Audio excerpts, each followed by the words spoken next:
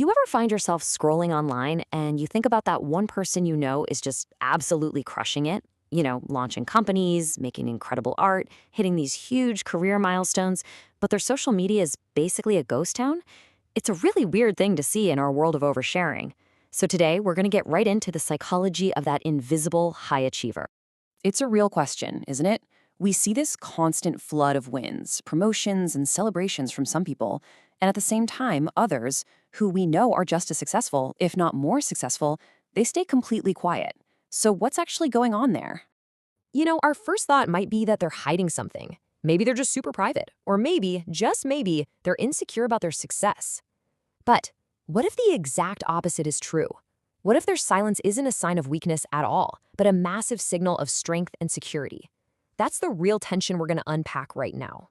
Okay, so to really get to the bottom of this, we first need to understand the two basic types of people we see playing this out online. It's really a tale of two totally different ways of sharing success. So on one hand, you've got the broadcaster. Every single win, big or small, it's a public service announcement. They really thrive on that engagement, the likes, the comments, the shares. For them, success feels real when other people see it. But on the other side, you have the invisible achiever. They post so rarely, if ever, about what they've accomplished. They seem completely detached from that whole cycle of digital praise, keeping their success pretty much a private affair. So, okay, we've got these two types, but why the massive difference? This brings us to the real heart of it all. The reason for the silence is actually deeply psychological, and it's time we challenge that first idea that they're just hiding. The truth is, the silence of the high achiever, it's not about being secretive or not feeling proud. No, it's rooted in something way deeper. They have a completely different relationship with praise from the outside world. And it all comes down to this idea called inner security.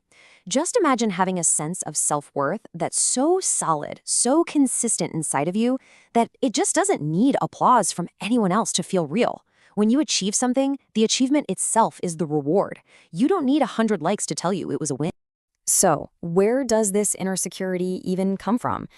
Well, it's not magic. It's built on a psychological cornerstone that pretty much determines how we see ourselves and our place in the world. The term for this is self-concept clarity.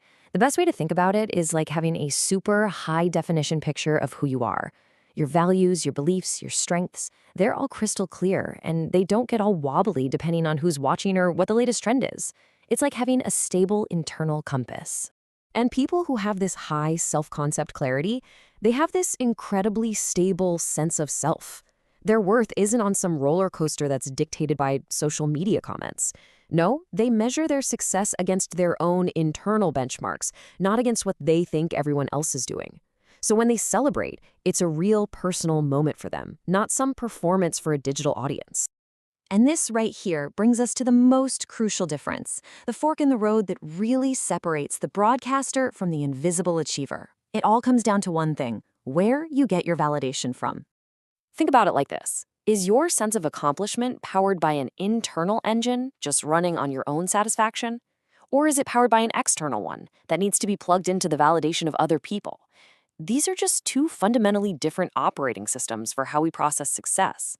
That internal engine we talked about, it's fueled by something called self-validation. It's the ability to be your own source of approval. It's looking at your work, at something you've done, and saying, yeah, I am proud of this, and having that be enough. And it's actually a skill, something you can build, just by pausing to acknowledge your own efforts before you even think about seeking someone else's opinion. And this is really the key contrast. When you're seeking digital approval, your focus is on how other people see you. The driving question is always, what will they think? And this usually leads to this kind of fleeting confidence that you constantly have to refuel. But practicing self-validation is all about internal alignment. The driver is, does this feel right to me? And the outcome isn't just confidence, it's this deep, enduring security. So now that we've kind of explored the psychology behind the invisible achiever, it's probably worth turning that lens inward for just a second and thinking about our own motivations. It's a really powerful question to ask yourself. When you accomplish something, where do you look for that feeling of pride, of confirmation? Is it inward, to your own standards and your own feelings? Or is it outward, to the screens and opinions of other people?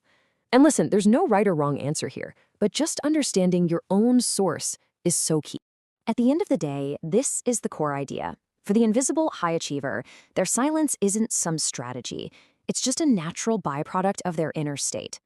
The goal was never to get a round of applause. The goal was to build a sense of self so strong that whether anyone else is watching or not, well, it just doesn't matter. And that's a pretty powerful thought to leave you with.